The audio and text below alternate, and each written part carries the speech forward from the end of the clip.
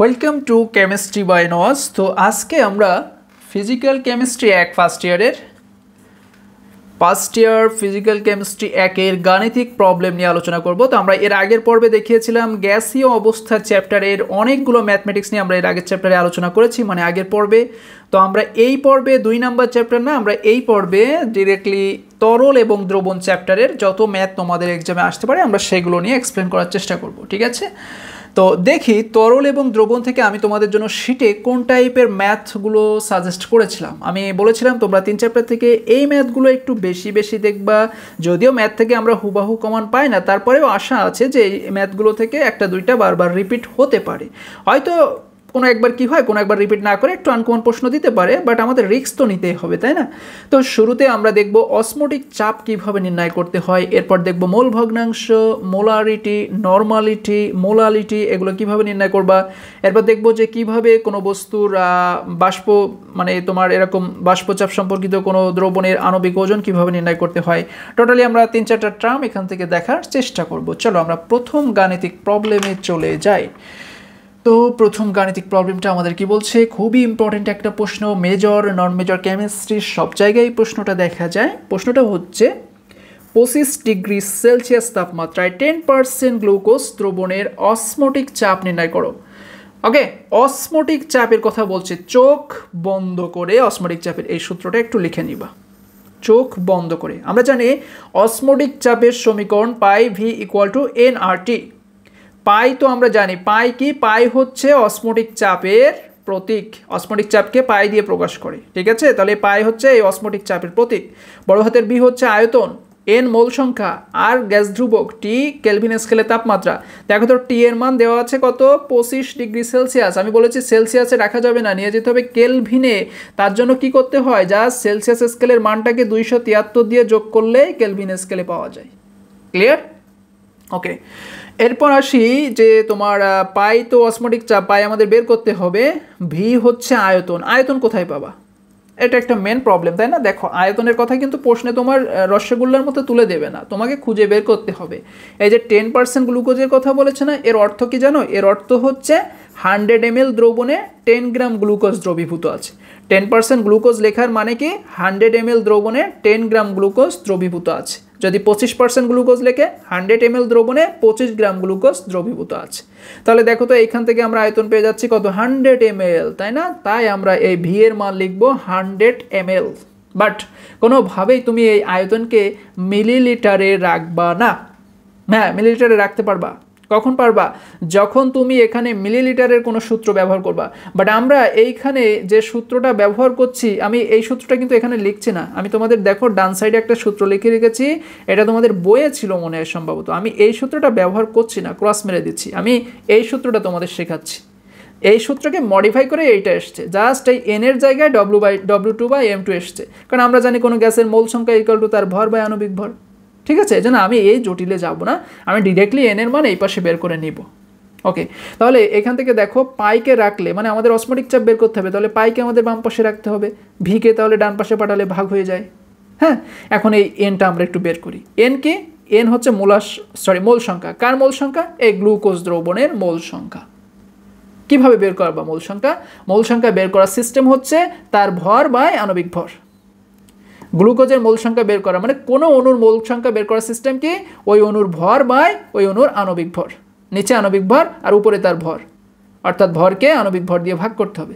এই ভরটা কোথায় পাবা? এই যে এই ভরটা এখানে দেওয়া থাকবে। 10% গ্লুকোজ মানে 100 ml 10 গ্রাম গ্লুকোজ আছে, এই 10 গ্রামটাই হচ্ছে ভর।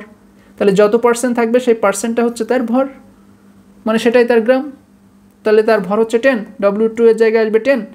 এখানে 2 লিখতেও পারো, না লিখতেও পারো, তবে আমাদের অসমোটিক চাপের সূত্রগুলোতে 2 থাকে বলে আমি তোমাদের বোঝানোর জন্য একটু লিখেছিলাম, কারণ যেহেতু তোমরা এখান থেকে আমি যদি W2/M2 দিয়ে করি তাহলে তোমরা এই সূত্রটাও এখান থেকে প্রয়োগ করা শিখতে পারবা।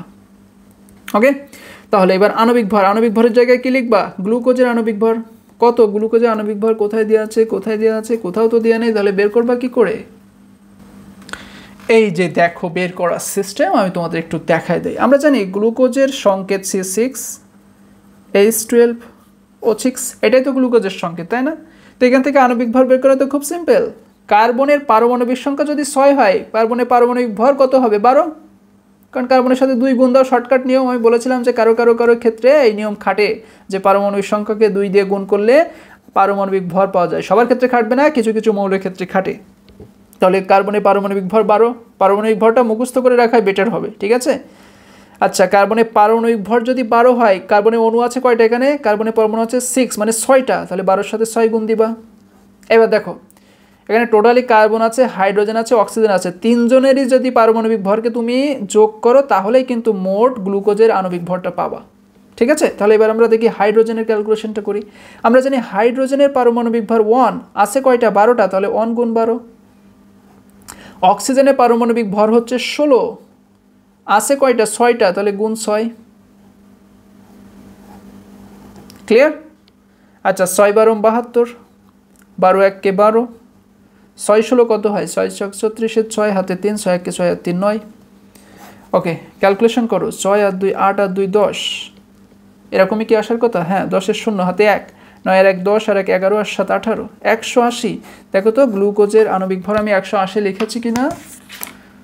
হ্যাঁ, আমি গ্লুকোজের আণবিক ভর 180 লিখেছি, যার একক হচ্ছে গ্রাম পার মোল, ঠিক আছে। যদিও এটা এসআই একক না, এটা হচ্ছে সিজিএইচ একক। ওকে, তাহলে আমরা গ্লুকোজের আণবিক ভর পেয়ে গেলাম।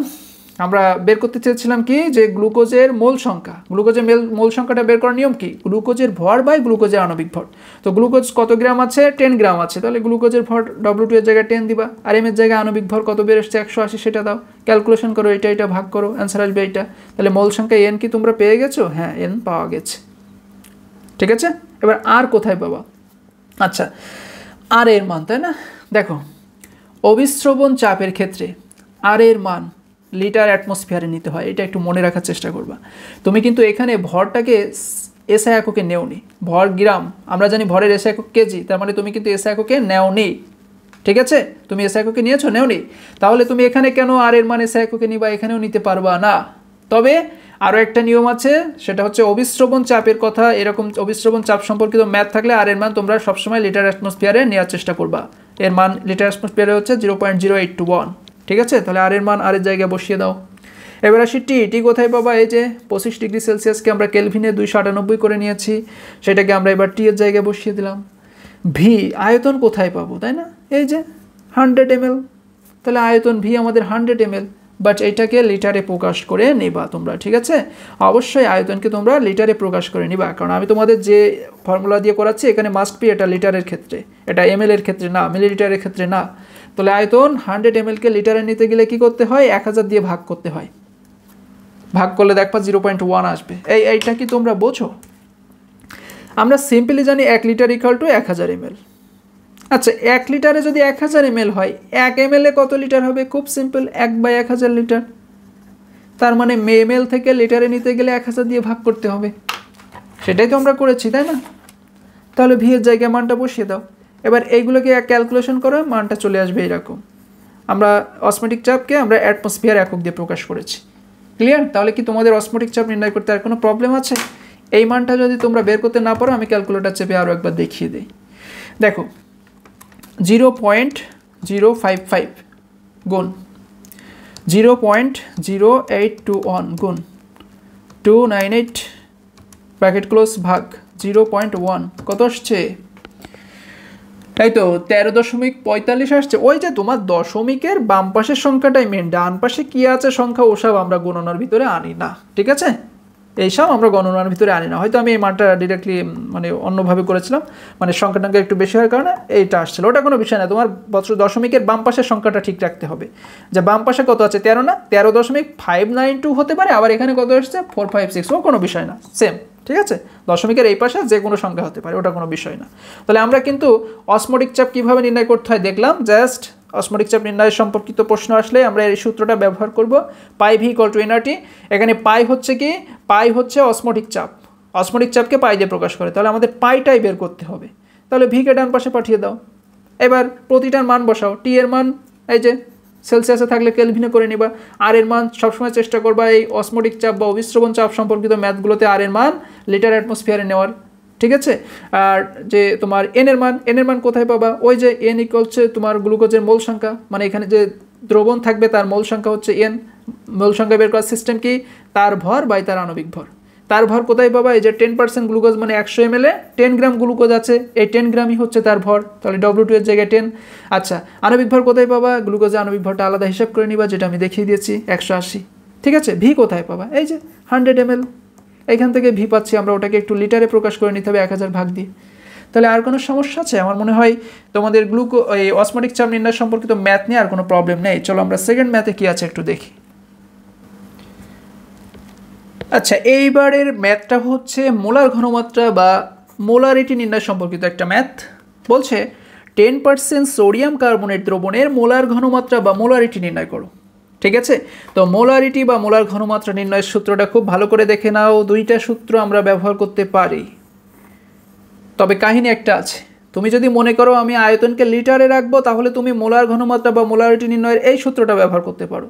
তুমি যদি মনে করো আমি আয়তনকে মিলিলিটারে রাখবো, তাহলে তুমি মোলার ঘনমাত্রা বা মোলারিটি নির্ণয়ের এই সূত্রটা ব্যবহার করবা। ক্লিয়ার? এই জন্য আমি দেখো অথবা দিয়ে দুইটাই ব্যবহার করেছি, তোমাদেরই বোঝানোর জন্য। আমার কোনো প্রয়োজন নেই দুইটা লেখার, জাস্ট তোমাদের বোঝানোর জন্য যে আয়তনকে তুমি লিটারে রাখলে এই সূত্র নিতে পারো, আয়তনকে তুমি মিলিলিটারে রাখলে এই সূত্র নিতে পারো। ক্লিয়ার? আচ্ছা, এখন দেখি প্রশ্ন কি বলতে চাচ্ছে। দেখো প্রশ্ন 10% সোডিয়াম কার্বনেটের কথা বলছে। আমরা জানি 10% কোনো যৌগ থাকা মানে 100 ml দ্রবণে উক্ত যৌগ আছে 10 গ্রাম। ঠিক আছে, কোনো দ্রবণ বা কোনো দ্রবণ 10% থাকার মানে কি 100 ml দ্রবণে ওই যৌগটা 10 গ্রাম দ্রবীভূত আছে। ক্লিয়ার? তাহলে কি আমরা এই যে এন কি, এন বলছে মোল সংখ্যা, এন কি, এন হচ্ছে মোল সংখ্যা, আর ভি হচ্ছে আয়তন। তা আয়তন কি আমরা পাচ্ছি না? 100 ml এটাই আয়তন, কিন্তু বলেছে তোমাকে আয়তন এই সূত্র ব্যবহার করতে গেলে তোমাকে আয়তন লিটারে রাখতে হবে। তাহলে এই 100 ml কে তোমাকে এখন কি করতে হবে? লিটারে নিয়ে যেতে হবে। 100 ml কে লিটারে নিলে 0.1 হয়, কিন্তু এটা আমি ওই যে এইখানে একবার দেখিয়েছিলাম, এই জন্য আর রিপিট করিনি। ঠিক আছে, এই জন্য দেখো এখানে ভি এর জায়গায় আমরা 0.1 নিয়েছি। বাট এই সূত্রটা যেহেতু মিলিলিটার, মানে আয়তনকে মিলিলিটারে রাখার জন্য এই সূত্র প্রযোজ্য। এই জন্য দেখো এখানে ভি এর মান কিন্তু আমরা আর মিলিলিটারে নেইনি, আমরা এমএলএই রেখে দিয়েছি, সরি লিটারে নেইনি, আমরা কিন্তু এই মিলিলিটারেই রেখে দিয়েছি। পার্থক্যটা কোথায় বুঝতে পারছো তো তাহলে? আচ্ছা, এবার এনকে, এন হচ্ছে মোল সংখ্যা। মোল সংখ্যা কিভাবে বের করতে হয় এটা তো আমি অনেকবারই আলোচনা করেছি। কোনো অণুর মোল সংখ্যা সমান সমান তার ভর বাই তার আণবিক ভর। তাহলে সোডিয়াম কার্বনেটের মোল সংখ্যা কি হবে? সোডিয়াম কার্বনেটের ভর বাই সোডিয়াম কার্বনেটের আণবিক ভর। সোডিয়াম কার্বনেটের ভর আবার কোথায় পাবো? এই যে 10% সোডিয়াম কার্বনেট মানে 10 গ্রাম সোডিয়াম কার্বনেট 100 ml আছে, তাহলে এই 10 গ্রামই হচ্ছে তার ভর, তাহলে W2 এর জায়গায় 10 দিব। আচ্ছা, সোডিয়াম কার্বনেটের আণবিক ভর কোথায় পাবো? 106। এটা আবার কোথায় পেয়েছেন আপনি? চলো বের করার সিস্টেম শিখি। এই যে দেখো সোডিয়াম কার্বনেট বের করার সিস্টেম কি? আমরা জানি সোডিয়ামের পারমাণবিক ভর কত, সেইটা আগে আমাদের জানতে হবে। আমরা জানি সোডিয়ামের পারমাণবিক ভর হলো 23। ঠিক আছে, তাহলে এর সাথে গুণ দিবা কত? 2। আচ্ছা, কার্বনের পারমাণবিক ভরকে প্লাস করতে হবে, অক্সিজেনের পারমাণবিক ভরকেও প্লাস করতে হবে, টোটালি 3টা প্লাস করে যেটা আসবে সেটাই আণবিক ভর। কার্বনের পারমাণবিক ভর কত? 12। অক্সিজেনের পারমাণবিক ভর কত? 16। তার সাথে আছে 3, তাহলে 16 গুণ 3। ক্যালকুলেশন করো কত আসে দেখো তো। 23 দুগুণ 46 প্লাস 12, 3 16 48, যোগ করো 8 আর 2 10 আর 6 16, 6 হাতে 1 4 আর 1 5 আর 1 6 4 10 এসছে 106। এইভাবে কিন্তু পারমাণবিক ভর, সরি আণবিক ভরটা তোমরা নির্ণয় করে নিবা। ঠিক আছে, তাহলে 10/106 ভাগ দিলে এটা আসে। তো এন এর মানকে আমরা পেয়ে গেছি, এই মানটা এখানে বসিয়ে দাও, দুইটাকে ভাগ করো, অ্যান্সার পেয়ে যাবা। খুব সিম্পল একটা ম্যাথ। আবার তুমি এই ফর্মুলাও অ্যাপ্লাই করতে পারো, মিলিলিটার আয়তনকে মিলিলিটারে নিয়ে। এই যে আয়তনের জায়গায় মিলিলিটারের মানটা বসিয়েছো। M2 কি? M2 হচ্ছে সোডিয়াম কার্বনেটের আণবিক ভর, মানে দ্রবের আণবিক ভরকে M2 দিয়ে প্রকাশ করে আর দ্রবের ভরকে W2 দিয়ে প্রকাশ করে। বুঝছো? দ্রবের ভরকে W2 আর দ্রাবকের ভরকে W1, কিন্তু দ্রাবক তো এখানে লাগছে না। দ্রবের আণবিক ভরকে M2 আর দ্রাবকের আণবিক ভরকে M1, তো দ্রাবক তো লাগছে না, এই জন্য আমরা দুইটাই দ্রবের লিখেছি, এখানে দ্রাবকের কোনো প্রশ্নই আসছে না। তো দ্রবের ভরকে W2, দ্রবের আণবিক ভরকে M2 দিয়ে প্রকাশ করে। তো এই দুইটা মান তোমরা জাস্ট এই W2 আর M2 জায়গায় বসিয়ে ক্যালকুলেশন করে দাও, সেম মানই পেয়ে যাবা। তাহলে দুইটা সূত্রে অ্যাপ্লাই করলে কিন্তু আমরা দুইটা পদ্ধতিতে মোলার ঘনমাত্রা বা মোলারিটি নির্ণয় করতে পারি। ঠিক আছে, একটা লিটারে আর একটা মিলিলিটারে। তাহলে আমরা মোলার ঘনমাত্রা বা মোলারিটি নির্ণয় সম্পর্কিত প্রশ্ন শিখলাম। এইবার আমরা একটু চলে যাব ডিপলি আলোচনায়। হ্যাঁ, মানে আমরা এবার মোলার ঘনমাত্রা, মোলারিটি, নর্মালিটি, মোলালিটি সবগুলো একসাথে শিখবো এক অঙ্কের ভিতরে। তো চলো এবারে ম্যাথটা দেখি কি টাইপের। ওকে, বলছে 2.202 ঘনত্ব বিশিষ্ট 100 ঘন সেন্টিমিটার জলীয় দ্রবণে 1 গ্রাম সোডিয়াম ক্লোরাইড দ্রবীভূত আছে। দ্রবণের ঘনমাত্রা, মোল ভগ্নাংশ, মোলারিটি, নর্মালিটি, মোলালিটিতে হিসাব করো। এখন এই প্রশ্ন দেখেই তোমাদের মাথা ঘোরাটা স্বাভাবিক, কারণ তুমি বলতে পারো ভাই আমি এই মোল ভগ্নাংশ, মোলারিটি, নর্মালিটি, মোলালিটি, এত প্রশ্ন কি একসাথে আসে নাকি? পাগল হয়ে গেছেন? হ্যাঁ, এত প্রশ্ন একসাথে আসে না, আমি তোমাদের বোঝানোর জন্য এটাকে একসাথে করেছি। তোমাদের এক্সামে হয় মোলারিটি নর্মালিটি নির্ণয় করতে বলবে, না হয় মোল ভগ্নাংশ, মোলারিটি, নর্মালিটি নির্ণয় করতে বলবে, না হয় আলাদা করে মোলালিটি নির্ণয় করতে বলবে, এইরকম আসবে, ঠিক আছে? তো তোমরা যদি এখান থেকে 4টা ফর্মুলায় শেখো তাহলে ক্ষতি কিসের? তুমি তো যে কোনো এই 4টা শিখলে তুমি এখান থেকে 30 ধরনের ম্যাথ করতে পারবা। শুধু মোল ভগ্নাংশ দিলেও অ্যান্সার করতে পারবা, শুধু মোলারিটি দিয়ে প্রশ্ন আসলেও অ্যান্সার করতে পারবা, শুধু নর্মালিটি দিয়ে আসলেও লিখতে পারবা, শুধু মোলালিটি দিয়ে আসলেও লিখতে পারবা। সমস্যা কোথায়? তো এই জন্য আমাদের 4টা প্রসেসই শিখে রাখতে হবে, ঠিক আছে? ওকে, তো আমরা ফার্স্টে যেটা বের করব সেটা হলো মোলারিটি। মোলারিটি, রিটি আর লিটি দুইটার ভিতরে পার্থক্য আছে, কিন্তু লিটিটা হচ্ছে লিটার হিসাব করতে হয়। ওকে, আচ্ছা, মোলারিটি নির্ণয় সূত্র কি? মোলারিটি নির্ণয়ের সূত্র হলো W2/M2 গুণ 1/V। ওকে, তবে তুমি এই সূত্রটাকে কখন অ্যাপ্লাই করতে পারবা? যখন আয়তনকে লিটারে নিতে পারবা। তুমি আয়তনকে লিটারে নিলে এই সূত্র অ্যাপ্লাই করতে পারবা। ক্লিয়ার? এই সূত্রটা কোথা থেকে এসছে জানো? এই সূত্রটা এসছে মোলারিটির সাধারণ সংখ্যা থেকে। আমরা জানি মোলারিটির সাধারণ সংখ্যা M=N/V, মানে মোল সংখ্যা বাই আয়তন। এইখান থেকে এই সূত্রটা এসছে, মডিফাই করে এই রূপে আনা হয়েছে। তো এইটা সম্পর্কে আমরা একটু ডিপলি আলোচনার জন্য একটু বই থেকে মোলারিটি বিষয়টা দেখে আসি। দেখো, আমি তোমাদের সামনে একটা পাবলিকেশনের, শামস পাবলিকেশনেরই একটা মূল বই রেখেছি জাস্ট মোলারিটি বোঝানোর জন্য। এই যে দেখো, দ্রবণের মোলারিটির সংজ্ঞা হলো M=N/V, মানে নির্দিষ্ট তাপমাত্রায় কোনো দ্রবণের প্রতি লিটারে কি করা হয়, 1000 ঘন সেন্টিমিটার আয়তনে দ্রবীভূত দ্রবের মোল সংখ্যাকে ওই দ্রবণের মোলারিটি বলে। একক কি? মোল পার লিটার। তোমরা মনে পড়ে এসছো এর আগে, আমি তোমাদের আগে মোলারিটি চ্যাপ্টারে এটা শিখাইছি। আচ্ছা, এখান থেকে গাণিতিক টার্মটা কিভাবে ব্যবহার করা হয় দেখো। বলছে যদি কোনো দ্রবণে M2 আণবিক ভরের কোনো দ্রবের W2 গ্রাম ভি লিটার আয়তনে দ্রবীভূত থাকে, তাহলে উৎপন্ন দ্রবণের মোলারিটির সূত্র হচ্ছে M=W2/M2 গুণ 1/V। ওকে, তো এইটাকেই, এই জিনিসটাকেই কিন্তু আমরা অ্যাপ্লাই করেছি। তো এখানে M2 কি? M2 হচ্ছে যে দ্রবের আণবিক ভর। ওকে, M2 হচ্ছে বড় হাতের M2 দ্রবের আণবিক ভর। আচ্ছা, W2 কি? দ্রবের ভর। ভি হচ্ছে লিটার আয়তনে দ্রবীভূত দ্রব, ঠিক আছে? মানে লিটার আয়তনের কথা বললেই এই সূত্রটা অ্যাপ্লাই করা যাবে। আচ্ছা, তাহলে আমরা এখান থেকে মোটামুটি W2, M2, V কি সেগুলো দেখার চেষ্টা করলাম। M2 হচ্ছে দ্রবের আণবিক ভর, W2 হচ্ছে দ্রবের ভর, আর V হচ্ছে লিটার আয়তন। তো এইটাই আমরা সেম প্রসেসটাই এই সূত্রে ব্যবহার করেছি, খেয়াল করো। এই যে, তাহলে W2 কি? দ্রবের ভর। দ্রবের ভর কত? 1 গ্রাম। 1 গ্রাম আবার কোথায় পাইছি আমি, তাই না? এই যে লেখাই আছে 1 গ্রাম সোডিয়াম ক্লোরাইড। দেখো, জলীয় দ্রবণে সোডিয়াম ক্লোরাইড দ্রবীভূত হচ্ছে, তাহলে এখানে দ্রব কে বলো তো? যে দ্রবীভূত হচ্ছে তাকেই দ্রব বলবে, তাহলে সোডিয়াম ক্লোরাইড দ্রব। আচ্ছা, দ্রবীভূত হচ্ছে কোথায়? জলীয় দ্রবণে, তাহলে জলীয় দ্রবণ হচ্ছে দ্রাবক। তো এই জলীয় দ্রবণে কি আলাদা কোনো আছে, প্রতীক আছে? হ্যাঁ আছে, সেটা কি? পানি, H2O। এই H2O পানির সংকেতটাই হচ্ছে এই জলীয় দ্রবণের সংকেত। তাহলে এখানে দ্রাবককে জলীয় দ্রবণ কেন? কারণ এই যে জলীয় দ্রবণে দ্রবীভূত হচ্ছে, তাহলে যার কাছে দ্রবীভূত হবে সেই হচ্ছে দ্রাবক। দ্রবীভূত হচ্ছে কি? সোডিয়াম ক্লোরাইড, তাহলে একে বলা হবে দ্রব, কারণ এ দ্রবীভূত হচ্ছে।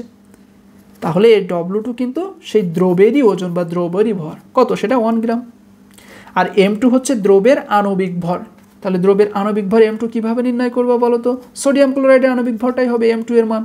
তো সোডিয়াম ক্লোরাইডের আণবিক ভর আবার কীভাবে বের করতে হয়? খুব সিম্পল।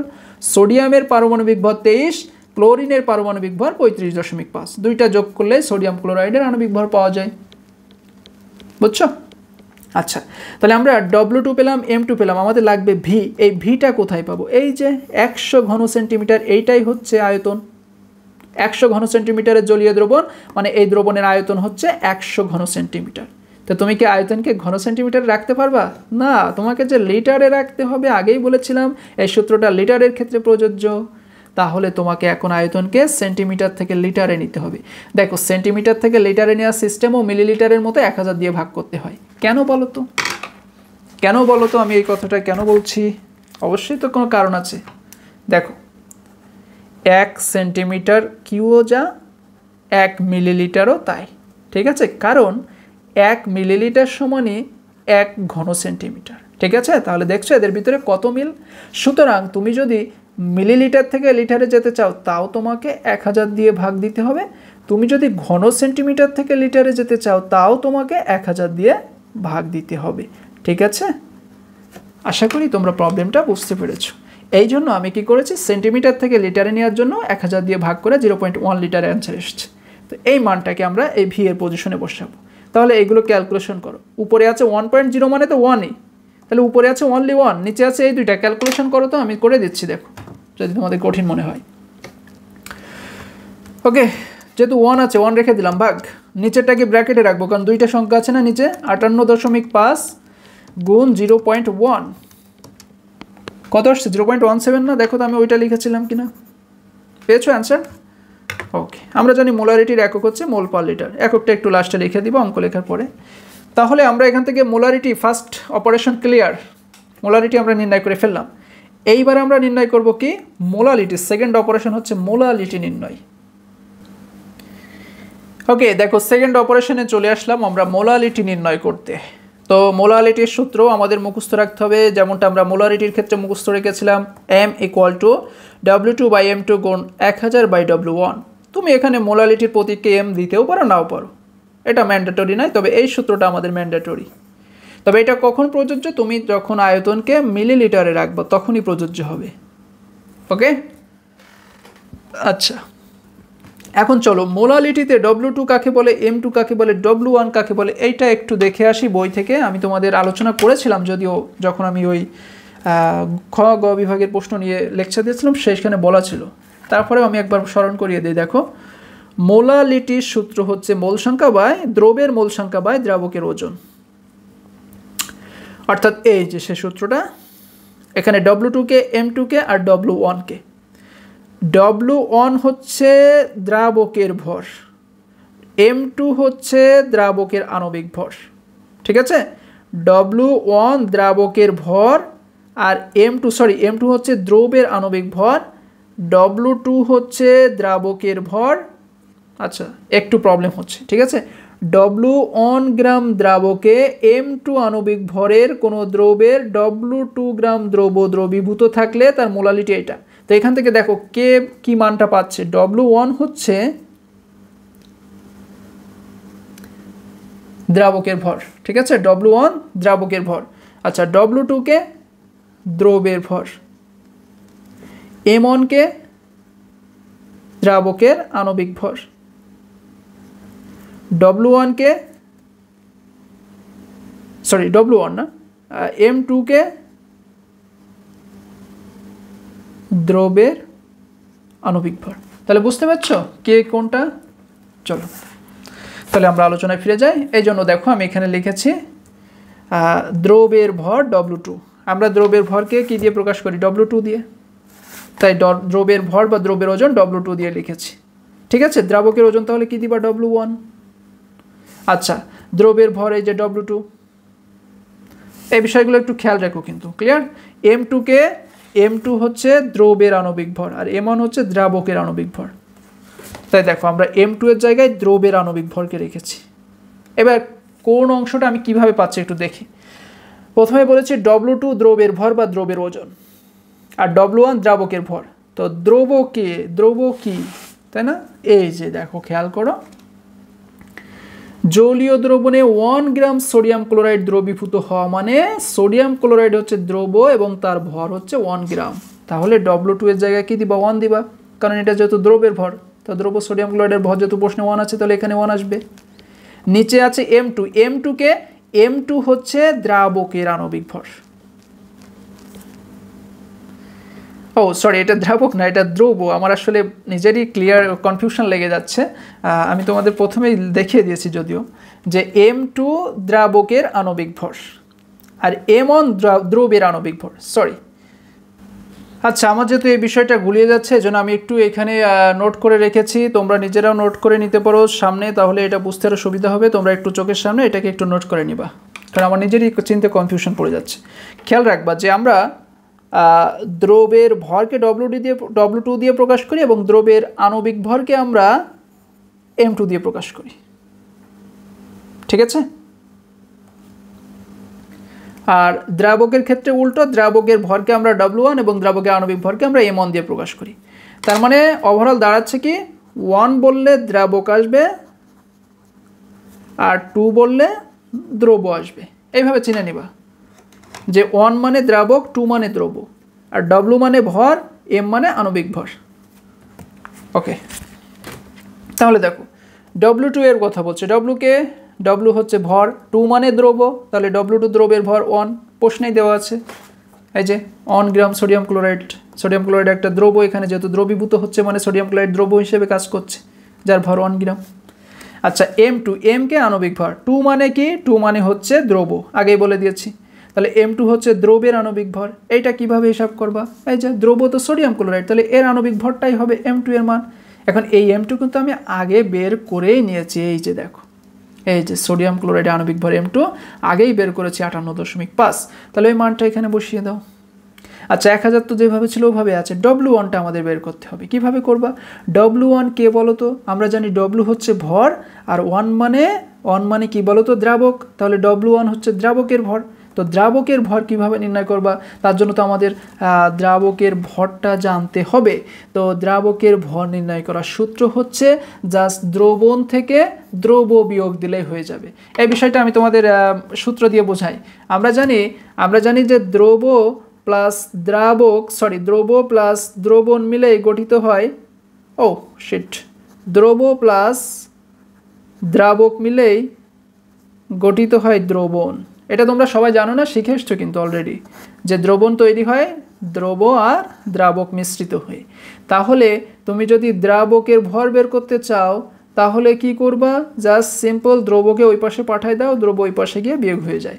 অর্থাৎ দ্রাবকের ভর মানে দ্রবণের ভর বিয়োগ দ্রবের ভর। সেটাই তো আমরা লিখেছি, তাই না? এই যে দ্রবণের ভর বিয়োগ দ্রবের ভর। তো দ্রবণের ভরটা কোথায় পাবা? এটা একটা প্রশ্ন। দেখো আমি শুরুতেই প্রশ্নে এখানে দেওয়া আছে যে এই যে 2.202 ঘনত্ব বিশিষ্ট আছে, 2.202 ঘনত্ব বিশিষ্ট এত জলীয় দ্রবণে, মানে এই দ্রবণের ঘনত্বটা হচ্ছে এত, মানে ওইটাই হচ্ছে তোমার, ওইটা ভর বলবো না, ওইটা দিয়ে আমরা এই দ্রবণের ভরটা নির্ণয় করতে পারবো। তো কোনো কিছুর ভর নির্ণয় করার সূত্র কি জানো? ভর নির্ণয়ের সূত্র হচ্ছে, আমরা জানি ভর ইকুয়াল টু কি বলতো? ভর ইকুয়াল টু হচ্ছে ঘনত্ব গুণ আয়তন। অর্থাৎ মানে তোমরা পড়েছো না এই যে ঘনত্ব ইকুয়াল টু ভর বাই আয়তন, এই সূত্রের সাথে তো তোমরা সবাই পরিচিত আছো। তো এখান থেকে যদি আমরা M কে বাম পাশে নিয়ে আসি কি হবে? DV, মানে কি ভর ইকুয়াল টু D হচ্ছে ঘনত্ব আর V হচ্ছে আয়তন। ওইখান থেকে কিন্তু আমরা এই সূত্রটা পেয়েছি, ভর ইকুয়াল টু ঘনত্ব গুণ আয়তন। তাহলে আমরা ওই দ্রাবকের ভরটা কিভাবে বের করব? ওই যে এই দ্রবণের ভরটা কিভাবে বের করব? ঘনত্বের সাথে আয়তন গুণ দিব। ঘনত্ব কোথায় পাবো? ঘনত্ব তো সিম্পল, আমি তো এখানে দেওয়াই আছে 2.202 ঘনত্ব বিশিষ্ট দ্রবণ, তাহলে এইটাই হচ্ছে দ্রবণের ঘনত্ব। এই যে ঘনত্বের জায়গায় ওটা বসালাম।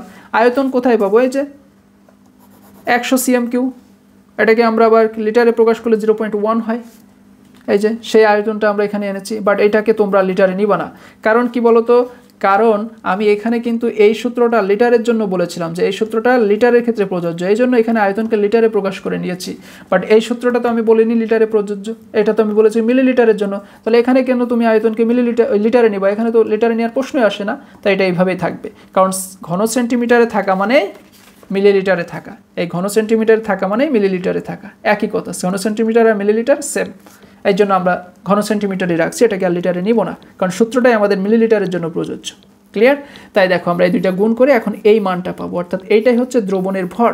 তাহলে আমরা দ্রাবকের ভর বের করি কিভাবে? দ্রবণের ভর থেকে দ্রবের ভর বিয়োগ দেই। তো দ্রবণের ভর আমরা এখান থেকে পেয়েছি, আর দ্রবের ভর আমরা প্রশ্নে পেয়েছি, এই যে 1 গ্রাম দ্রব, তাই আমরা ওখানে 1 লিখলাম, ক্যালকুলেশন করে এই মানটা আসলো। এবার দেখো আমাদের সব মান বেরিয়ে গেছে, আমাদের শুধু W1টা বাকি ছিল। এবার আমরা এই দ্রাবকের ভর W1টাও পেয়ে গেছি, বসিয়ে দাও, ক্যালকুলেশন করো, এই মান চলে আসবে। মোলালিটির একক কি? মোল পার কেজি। ওকে, আচ্ছা এবার আমাদের থার্ড অপারেশন নর্মালিটি বের করতে হবে। হ্যাঁ, আমাদের এবার কি করতে হবে, আমাদের এবার এই প্রশ্নটা থেকে নরমালিটি নির্ণয় করতে হবে। কিভাবে করবা নরমালিটি নির্ণয়? এই সূত্রটা মুখস্থ করে রাখবা নরমালিটির জন্য। তবে মনে রাখবা নরমালিটির সূত্রটা অবশ্যই লিটার আয়তনের জন্য প্রযোজ্য, মিলিলিটারের জন্য না। এখানে আয়তনকে অবশ্যই লিটারে নিতে হয়। ক্লিয়ার? ওকে। আচ্ছা, এখন W2, এই W2 তো আমরা আগেই পেয়ে গেছি। W2 কি বলো তো, মনে আছে? W মানে ভর আর 2 মানে শিখাই দিয়েছিলাম দ্রব্য। তাহলে W2 দ্রব্যের ভর। এই দ্রব্যের ভর না আমরা প্রথমেই পেয়ে গেছি, এই যে 1 গ্রাম। তাহলে W2 এর জায়গায় 1 দাও। x টাইম পরে আলোচনা করছি। v কে আয়তন, আয়তন কোথায় পাবা? এই যে v 100 ঘন সেন্টিমিটার, কিন্তু এখানে তো লিটারের কথা বলছে। তাহলে কি তুমি ঘন সেন্টিমিটার রাখতে পারবা? পারবা না, তোমাকে এখানে মাস্ট বি লিটারে আনতে হবে। এটা তো আমি প্রথমেই দেখাই দিয়েছি। এই যে 100 ঘন সেন্টিমিটারকে লিটারে নিলে 0.1 হয়। তাহলে ভি এর জায়গায় 0.1 লিখে দাও। এইবার আসি এক্সটা কি। এইখানে দেখো একটা মজার বিষয় আছে, শেখার কিছু আছে। এক্সটা হচ্ছে তুল্যভর, ঠিক আছে? তো কার তুল্যভর? যে দ্রব্যর কথা বলছে তার তুল্যভর। অর্থাৎ 1 গ্রাম সোডিয়াম ক্লোরাইড দ্রবীভূত হচ্ছে না, তাহলে ওই তুল্যভরটা হচ্ছে সোডিয়াম ক্লোরাইডের, মানে দ্রবের তুল্যভর। তো তুল্যভর, সোডিয়াম ক্লোরাইডের তুল্যভর 58.5 কীভাবে আসছে, এইটা নিয়ে তো তোমরা আবার কনফিউশনে পড়ে যাবে, আমাকে আবার প্রশ্ন করা শুরু করে দিবা। তো চলো আমরা একটু তুল্যভর নির্ণয় করা শিখি। দেখো, কোনো লবণের তুল্যভর নির্ণয়, প্রথমে আমরা শিখব লবণের তুল্যভর নির্ণয়। লবণের তুল্যভর ইকুয়াল টু লবণের আণবিক ভর বাই ধাতব আয়নের যোজ্যতা। ফর এক্সাম্পল, আমরা যদি সোডিয়াম ক্লোরাইডের কথা বলি, যেহেতু সোডিয়াম ক্লোরাইড একটা লবণ, তাহলে এর তুল্যভর কীভাবে নির্ণয় করতে হবে? আণবিক ভরকে ধাতব আয়নের যোজ্যতা দিয়ে ভাগ করতে হবে। তো এর আণবিক ভর কত? এর আণবিক ভর সোডিয়ামের হচ্ছে 23, ক্লোরিনের 35.5, দুইটা যোগ করো কত হয়? 45, 55 আর 3 58, 58.5, তাই না? তাহলে আণবিক ভর 58.5। ধাতব আয়নের যোজ্যতা এটা কি করে নির্ণয় করবো, তাই না? আচ্ছা, সোডিয়াম ক্লোরাইডের ধাতব আয়ন কি বলো তো? এই যে সোডিয়াম, এটাই তো ধাতব। ক্লোরিন কি ধাতু? ধাতু তো সোডিয়াম, তাহলে ধাতব আয়ন হবে কি? সোডিয়াম প্লাস, ঠিক আছে? তো ধাতব আয়নের যোজ্যতার কথা বলছে, যে সোডিয়াম প্লাসের যোজ্যতা কত? অবশ্যই 1। এই যে সোডিয়ামের যোজনী তো 1, আমরা তো সবাই জানি সোডিয়ামের যোজনী 1, তাই না? সোডিয়াম 1 নম্বর গ্রুপের মৌল না? আবার সোডিয়ামের চার্জও কত? +1। তাহলে সোডিয়াম ধাতব আয়নের যোজ্যতা অবশ্যই 1 হবে। এই জন্য এই জায়গায় 1 বসাও, ক্যালকুলেশন করো 58.5। দেখো তো তুল্যভর নির্ণয় করা শিখতে পেরেছো কিনা? এই যে সোডিয়াম ক্লোরাইড একটা লবণ, তাহলে এর তুল্যভর হবে সোডিয়াম ক্লোরাইডের আণবিক ভর বাই ধাতব আয়নের যোজ্যতা। ক্যালকুলেশন করলে 58.5 আসে। এখন তোমার যদি সোডিয়াম ক্লোরাইড না থেকে একটা অ্যাসিড থাকে, তখন কি করবা? তাহলে তো আমাদের বিকল্প পদ্ধতি শিখে রাখতে হবে, তাই না? হ্যাঁ, অ্যাসিডের তুল্যভর নির্ণয় কিভাবে করে দেখো। অ্যাসিডের তুল্যভর, আচ্ছা, অ্যাসিডের তুল্যভর নির্ণয়ের সূত্র হচ্ছে ওই অ্যাসিডের আণবিক ভর বাই অ্যাসিডের ক্ষারকতা। এই ক্ষারকতা বিষয়টা কি? ওই অ্যাসিডের যতটা প্রতিস্থাপনযোগ্য হাইড্রোজেন থাকে তত সংখ্যায় হচ্ছে ওই অ্যাসিডের ক্ষারকতা, ঠিক আছে? আচ্ছা, ক্যালকুলেশন করা যাক। আমরা সালফিউরিক অ্যাসিডকে নিলাম। সালফিউরিক অ্যাসিডের আণবিক ভর আমি আর অত হিসাব করে দেখাচ্ছি না, এটা তোমরা সেম প্রসেসে ক্যালকুলেশন করে নিবা। এর আণবিক ভর হচ্ছে 98, তাহলে আণবিক ভরের জায়গায় 98 বসাও। ক্ষারকতা কত? ক্ষারকতা হচ্ছে 2, ঠিক আছে? এখন কেন 2 হলো সেটাই তো প্রশ্ন। দেখো, ক্ষারকতা 2 কেন? আমরা জানি ক্ষারকতা কাকে বলে? অ্যাসিডে যতটা প্রতিস্থাপনযোগ্য হাইড্রোজেন থাকে সেই সংখ্যাকে ক্ষারকতা বলে। তো H2 এর উপরে প্রতিস্থাপনযোগ্য হাইড্রোজেন কত আছে? H2 মানে কি? 2H+, মানে 2টা প্রতিস্থাপনযোগ্য হাইড্রোজেন আছে এখানে, তাই ক্ষারকতা 2। ভাগ করো, কত আসবে? 49। অর্থাৎ সালফিউরিক অ্যাসিডের তুল্যভর 49। এইভাবে অ্যাসিডের তুল্যভর তোমরা নির্ণয় করবা। যদি বলে ক্ষারকের তুল্যভর নির্ণয় করো, সেম প্রসেস, আণবিক ভর বাই ক্ষারকতা হবে না, তখন হবে অম্লত্ব, ঠিক আছে? ক্ষারকের তুল্যভর বললে কি আসবে? আণবিক ভর বাই অম্লত্ব আসবে। অম্লত্ব কি? অম্লত্ব কিন্তু এই প্রতিস্থাপনযোগ্য হাইড্রোজেন না, অম্লত্ব হচ্ছে প্রতিস্থাপনযোগ্য হাইড্রো অক্সিল মূলক, ঠিক আছে? একটা যৌগে যতগুলো প্রতিস্থাপনযোগ্য হাইড্রো অক্সিল মূলক থাকে সেই সংখ্যাকে অম্লত্ব বলে। তো ক্ষারক এক্সাম্পল যদি আমি বলেছি, তাহলে একটা ক্ষারক নেই। ক্ষারক হিসেবে আমরা নিলাম সোডিয়াম হাইড্রো অক্সাইড তাহলে এর তুল্য ভর হবে আণবিক ভর বাই এর আণবিক ভর হচ্ছে আমি এক চান্সে বলে দিলাম 40, তোমরা ক্যালকুলেশন করে নিবা। অম্লত্ব কত, এখানে প্রতিস্থাপনযোগ্য হাইড্রোক্সিল মূলক OH আছে, মানে ওটাকে ভাঙলে হবে OH মাইনাস, আলাদা হয়ে যাবে। তার মানে এখানে একটাই প্রতিস্থাপনযোগ্য হাইড্রোক্সিল মূলক আছে, তাই 1 অর্থাৎ 40 সোডিয়াম হাইড্রোক্সাইডের তুল্য ভর। এইভাবে আমরা তুল্য ভর নির্ণয় করে অঙ্ক করব। ক্লিয়ার? ওকে, তাহলে আমরা সোডিয়াম ক্লোরাইডের তুল্য ভর এক্স এর মান পেলাম 58.5। এই এক্স এর মানটা আমরা এখানে বসিয়ে দেবো, ক্যালকুলেশন করো, চলে আসবে নরমালিটির মান। ওকে, এইবার আমরা মোল ভগ্নাংশে চলে যাব। আমাদের ভিডিওটা লং হয়ে যাচ্ছে, তবে তোমাদের বুঝতে হবে বিষয়গুলো। আচ্ছা, মোল ভগ্নাংশ দুইটারই হবে। আমরা আমাদের প্রশ্নে বলেছিল যে দ্রবণের ঘনমাত্রা মোল ভগ্নাংশে প্রকাশ করো, তো দ্রবণের কথা বলেছি। আমরা জানি দ্রবণ তৈরি হয় কি নিয়ে, দ্রব নিয়ে আর দ্রাবক নিয়ে। তাহলে দ্রবণের মোল ভগ্নাংশ মানে দ্রবেরটাও বের করতে হবে, দ্রাবকেরটাও বের করতে হবে। ক্লিয়ার? তো এই জন্য দেখো আমরা একবার দ্রাবকের মোল ভগ্নাংশ বের করেছি আর একবার দ্রবের মোল ভগ্নাংশ বের করেছি। মোল ভগ্নাংশ নির্ণয়ের সূত্র হচ্ছে যার মোল ভগ্নাংশ বের করবা তার অনুসংখ্যা বাই ওই যৌগের টোটাল অনুসংখ্যা। ঠিক আছে? এটাকে বুঝতে পেরেছ? যৌগ বলা যাবে না, আসলে ওই দ্রবণের টোটাল অনুসংখ্যা।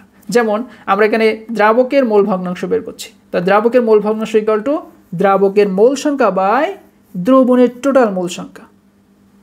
যেমন দ্রবের মোল ভগ্নাংশ কি হবে, দ্রবের মোল সংখ্যা বাই দ্রবণের টোটাল মোল সংখ্যা। অর্থাৎ N1 হচ্ছে দ্রাবকের মোল সংখ্যা আর N2 হচ্ছে দ্রবের মোল সংখ্যা। ক্লিয়ার? তো একটা দ্রবণ গঠিত হয় দ্রাবক নিয়ে আর দ্রব নিয়ে। ঠিক আছে, একটা দ্রবণ গঠিত হয় দ্রাবক নিয়ে আর দ্রবণ নিয়ে, এই জন্য নিচে দ্রবের আর দ্রাবকের টোটাল মোল সংখ্যাকে যোগ দিতে হয়। ওকে, আচ্ছা, N1টা তুমি আবার কীভাবে নির্ণয় করবে, এটা তো আবার নিউ প্রবলেম, তাই না? দেখো N1 কি মোল সংখ্যা, আমরা জানি মোল সংখ্যা বের করার সিস্টেম হলো যার মোল সংখ্যা বের করবা তার ভর বাই তার আণবিক ভর। ঠিক আছে, তো এখানে পানির মোল সংখ্যা আমরা কিভাবে বের করব, পানির ভর বাই পানির আণবিক ভর। পানির ভরটা আবার কোথা থেকে এসছে, এটা প্রশ্ন না? এই যে দ্রাবক কে বলো তো, পানি। এই দ্রাবক পানি আমরা কিভাবে পানির সংকেত ব্যবহার করলাম, এই যে জলীয় দ্রবণে, এইটাই দ্রাবক কিন্তু এখানে, কারণ এই জলীয় দ্রবণে এটা দ্রবীভূত হচ্ছে, মানে এটা দ্রব এটা দ্রাবক। তো জলীয় দ্রবণের সংকেত কি, H2O, পানি, তাই আমরা দ্রাবকের জায়গায় H2O নিয়েছি। তাহলে মোল সংখ্যাটাও H2 এর ক্ষেত্রে হিসাব করতে হবে। H2 এর আণবিক ভর 18, ক্যালকুলেশন করো। অক্সিজেনের 16, হাইড্রোজেনের 2 1 কে 2, 16 2 গুণ 8, 16 আর 2 যোগ করলে 18 হয়। কিন্তু এই H2 এর ভরটা কোথায় পাচ্ছে তারা, প্রশ্ন তো এইটাই তোমাদের, তাই না, যে ভরটা আবার কোথায় পাওয়া যাচ্ছে।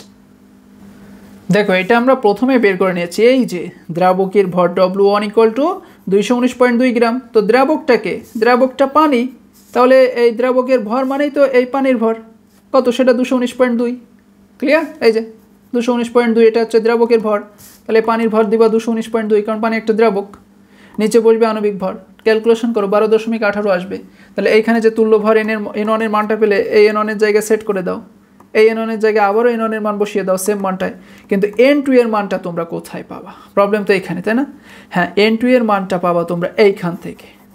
অর্থাৎ তোমাদের এই অঙ্ক করারও দরকার নেই, তোমরা আগে কি করবা, সোডিয়াম ক্লোরাইডের মোল সংখ্যাটা বের করে নিবা। কারণ N1 হচ্ছে দ্রাবক পানির মোল সংখ্যা আর N2 হচ্ছে দ্রব সোডিয়াম ক্লোরাইডের মোল সংখ্যা। ঠিক আছে, দ্রব সোডিয়াম ক্লোরাইডের মোল সংখ্যা হচ্ছে N2। তাহলে সোডিয়াম ক্লোরাইডের মোল সংখ্যা কীভাবে বের করবা, সোডিয়াম ক্লোরাইডের ভর বাই আণবিক ভর। সোডিয়াম ক্লোরাইডের আণবিক ভর 58.5 আর সোডিয়াম ক্লোরাইডের ভর 1 প্রশ্নেই দেওয়া আছে, এই যে প্রশ্নেই দেওয়া আছে 1 গ্রাম সোডিয়াম ক্লোরাইড। ক্লিয়ার? তাহলে ক্যালকুলেশন করো, এই মানটা আসবে। এই যে N2 এর মান আমরা পেয়ে গেলাম, সেটা এখানে বসিয়ে দাও, তাহলে এই মানটা আমরা টোটালি উত্তর পেয়ে গেলাম। ঠিক একই প্রসেসে আমরা দ্রব্যের মোল ভগ্নাংশ বের করতে পারবো, সেম উপায়। তাহলে আমরা শিখলাম না যে কিভাবে আমরা মোল ভগ্নাংশ বের করতে পারি, কিভাবে নরমালিটি বের করতে পারি, কিভাবে মোলালিটি বের করতে পারি, কিভাবে আমরা মোলারিটি বের করতে পারি, সবই তো দেখলাম, তাই না? তো এইভাবে তোমাদের এই সম্পর্কিত যে কোনো প্রশ্ন আসলে তোমরা অনায়াসে এখন অ্যান্সার করতে পারবা। সেম প্রসেস, কোনো অমিল নেই। তো চলো, আমাদের এই চ্যাপ্টারের একটা লাস্ট ম্যাথ কি টাইপের আমরা রেখেছি, যদিও ম্যাথের শেষ নেই এই চ্যাপ্টারে, বাট তার ভিতরে গুরুত্বপূর্ণ কিছু ম্যাথ আমি আলোচনা করব, মানে শেষ হয়ে গেছে, প্রায় আর একটা আছে।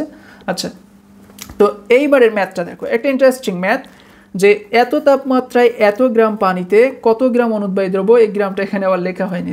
চলো আমি একটু লিখে দেই, তোমাদের প্রশ্নে দেওয়া ছিল, ওই সেটা কিন্তু এটা দেওয়া ছিল, বাট আমার একটু মিস্টেক হয়ে গেছে। এই যে সেটা কত, 1.46 গ্রাম, 1.46 গ্রাম। ওকে, দ্রবীভূত থাকায় পানির বাষ্পচাপ এততে অবনমিত হলো, বস্তুটির আণবিক ভর নির্ণয় করো। আচ্ছা, খুব ভালো। তো এখানে যে বিষয়টা আমাদের খেয়াল করতে হবে, আমাদের বলছে যে বস্তুর আণবিক ভর নির্ণয় করো, তাই তো? আচ্ছা, তো এইখানে যদি এইরকম কোনো, একটু ভালো করে দেখবা, এই যে সূত্রটা দেখছো, এইটা হচ্ছে বাষ্পচাপ অবনমন সম্পর্কিত দ্রবণের আণবিক ভর নির্ণয়। ঠিক আছে, মানে বাষ্পচাপ অবনমনের সাহায্যে দ্রবণের আণবিক ভর নির্ণয়ের সূত্র এটা। ওকে, তাহলে আমরা এই সূত্রটা একটু মুখস্থ রাখার চেষ্টা করব। এখন এই সূত্রে কোন টার্মকে কি বলে চলো পরিচিত হয়। পি নট, পি নট এটা হচ্ছে দ্রাবকের বাষ্পচাপ, দ্রাবকের বাষ্পচাপকে পি নট দিয়ে প্রকাশ করে। পি, পি হচ্ছে দ্রবণের বাষ্পচাপ। W2 আমরা জানি W2কে দ্রবের ভর বলা হয়, আর W1কে দ্রাবকের ভর বলা হয়, এটা আমি অনেকবারই আলোচনা করেছি। M1কে কি বলে, দ্রাবকের আণবিক ভর, আর M2 হচ্ছে দ্রবের আণবিক ভর।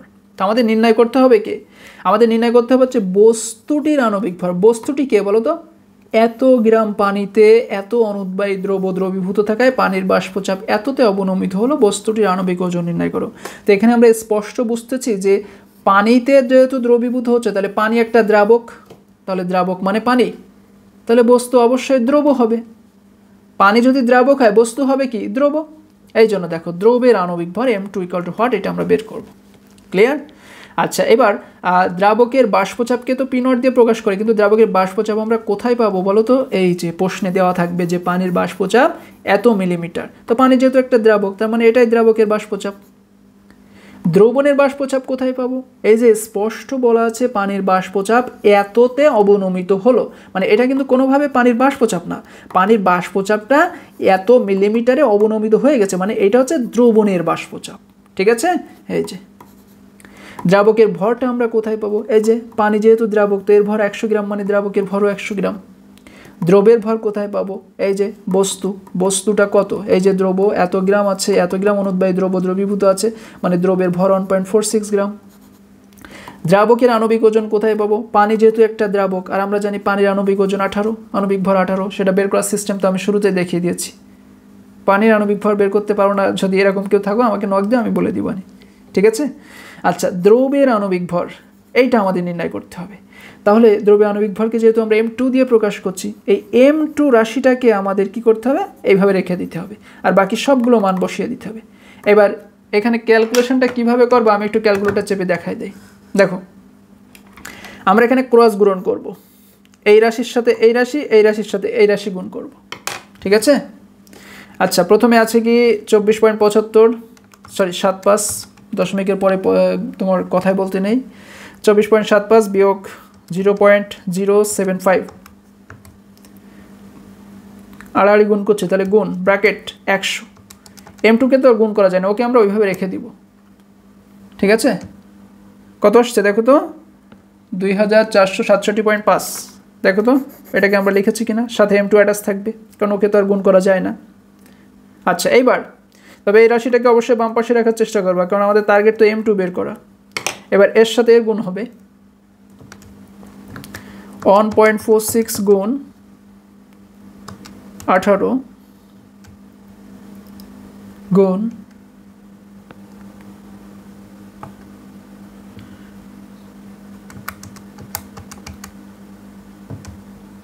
আসছে 650.13। আচ্ছা, এইবার কি করবে, M2কে রেখে এই অংশটাকে ডান পাশে পাঠিয়ে দাও, তাহলে এই অংশ এর সাথে ভাগ হয়ে এই উত্তর আসবে।